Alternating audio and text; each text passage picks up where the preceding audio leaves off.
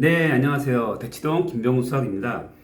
오늘은 고등 수학 문제를 풀 때, 우리가 먼저 고등 수학 문제를 풀려면 고등 수학 개념을 알아야죠. 그죠? 개념을 알아야 문제를 풀 수 있는 거니까. 그래서 그 고등 수학 개념을 가지고 수학 문제를 풀 때 어떻게 병행하면 좋은지에 대해서 말씀드려볼까 합니다. 또 더 나아가서 수학 문제를 풀다가 안 풀리면 또 어떻게 좀 해야 되는 건지에 대해서 또 같이 한번 말씀드려볼게요. 가장 먼저 고등수학 개념을 공부를 해야죠. 그죠? 고등수학 개념을 정독을 해서 읽어보고 이해를 하는 거죠. 그죠? 이해를 하고, 그 다음에 이제 고등수학 문제를 풀기 시작하면 되는데, 이게 수학 문제를 풀어본 학생님이 알겠지만, 저도 어렸을 때 그렇게 했겠지만, 수학 문제가 막 그게 잘 풀리지가 않아요. 쉬운 문제는 괜찮은데, 조금 난이도 올라가면 막 그게 잘 풀리지가 않아요. 그게 왜 그러냐면, 당장에 내가 수학 문제 푸는 그 상황에서 바로 옆에 고등수학 개념서가 옆에 있다. 언제든지 개념서를 보고 할 수 있는 상황이면 그나마 좀 괜찮은데, 무슨 테스트를 본다든지 학원에서, 또는 학교 시험, 내신 시험장에서 시험을 본다든지, 그때는 개념서를 옆에다 두고 볼 수는 없잖아요. 문제 풀 수는 없잖아요. 그죠? 그러니까 순수하게 내가 알고 있는 개념만 가지고, 머릿속에 있는 개념만 가지고 수학 문제를 풀어야 되는데, 근데 왜 안 풀리는지, 내가 알고 있는 그 수학 개념이, 그 알고 있는 수학 개념의 믿음이 흔들려서 그래요. 흔들려서 정확히 믿지 못하는 거죠. 그러니까 이게 맞나 저게 맞나, 또는 이거였었나 저거였었나, 이게 헷갈리는 거예요. 내가 알고 있는 수학 개념이. 그죠? 그래서 갈팡질팡하니까 결국에는 문제 풀이 방향이 딴 길로 샛길로 빠지게 되고, 결국에는 오답으로 이어지게 되는 거죠. 그러면 어떻게 해야 되느냐? 고등수학 개념을 한 번만 봤을 때 이해를 하고 넘어가는 게 아니라, 그것이 머릿속에 완벽하게, 완전하게 뿌리 깊게 안착이 될 수 있도록 해야 되는 거죠. 그죠? 그래서 무수히 반복해서 보고 또 보고를 반복을 해야 되고, 평상시에 수학 공부를 할 때, 수학 문제를 풀 때, 풀다가 이게 뭐였지? 어떤 개념이었지? 그럴 때마다 개념에서 다시 막 보면서 이거였었구나 하고 눈도장을 찍으면서 확인하고 몇 번을 확인을 해야 돼요. 그래야만이 그렇게 꾸준하게 해야만이 그 고등수학 개념이 머릿속에 안착이 되는 거죠. 이해되시죠? 그래야만이 그렇게 됐을 때 수학 문제 풀어 나갔을 때 한 문제 두 문제 맞을 수가 있는 겁니다. 그래서 이제는 거기서 그 문제 맞았을 때 그게 이제 기쁨을 느낄 수가 있는 거고, 내가 알고 있는 수학 개념이 맞았구나, 다시 한번 그 믿음이 굳건하게 되는 거죠. 근데 그렇게 수학 문제 푸는데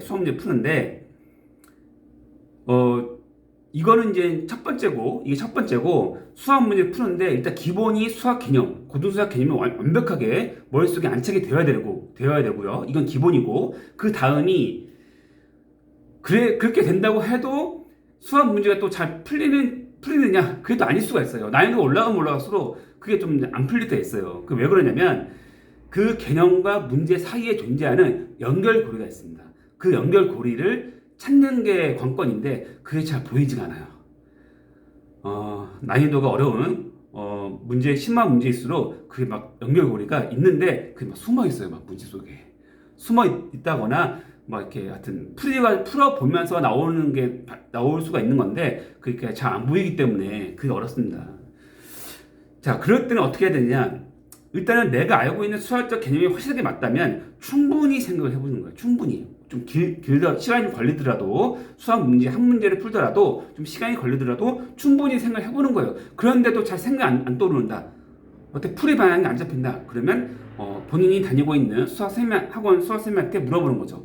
근데 중요한 게, 여기서 수학 선생님이 알려줄 때 다 가르쳐주면 안 되는 거고, 그 학생이 모르는 어떤 그 시점이 있을 거예요. 그 시점에 한 조금만 더 살짝 풀이 방향만 잡아주는 것처럼 살짝만 알려주는 거예요. 터치. 그래서 살짝 알려줘서 이 학생이 스스로 이렇게 하는 거구나 좀 깨우치도록 그렇게 좀 이렇게 티칭을 좀 받으셔야죠. 네, 그게 이제 그렇게 해야 되고, 만약에 혼자 독학으로 공부를 한다면 그렇게 충분히 또 생각을 해보다가 잘 안 된다, 그러면 뒤에 해설지 있잖아요. 해설지 좀 참고를 하는데, 해설지를 또 다 보는 게 아니에요. 보다 보면 내가 그래 알아, 이건 알아, 내가 알고 있는 데까지 있다가 내가 모르는 그 찰나가 올 거예요. 그 경계선이 있어요. 그 경계선이 나오면 그 경계선 바로 그 다음 한 문장 한 문구만 보시는 거예요. 뭐 한 문장일 수도 있고 한 어떤 그 과정일 수 있겠죠. 딱 거기까지만 보는 거예요. 거기까지만 보고 책 덮어. 해설지 덮어요. 덮고 나서 다시 한번 풀어보는 거죠. 내가 몰랐던 부분에 한 발짝만 다 나아가서 이거였구나. 이게 나온 거 이걸 했어야 되는 거구나. 그 다음 과정이 풀이 과정이 이렇게 전개가 되어야 되는 거구나. 그거를 필요한 한 문구만 보는 거죠. 그래서 그것만 보고 해설지를 덮고 다시만 풀어보는 거예요. 그래야만이 스스로 수학적인 풀이 과정에 있어서 어떤 수학적인 사고의 발상이나 어떤 그 원리가 스스로 깨우치게 되는 겁니다. 그래야 수학 실력이 늘어요. 이해가 되시겠죠? 그런 식으로 꾸준하게 한 문제, 두 문제 풀다 보면 어느 순간 나도 모르게 어느 순간 상위권 학생이 되어 있을 것입니다. 본인이 엄청난 변화가 온 거예요. 아시겠죠? 이렇게 공부를 하시면 되겠습니다. 오늘은 여기까지 하겠습니다. 끝!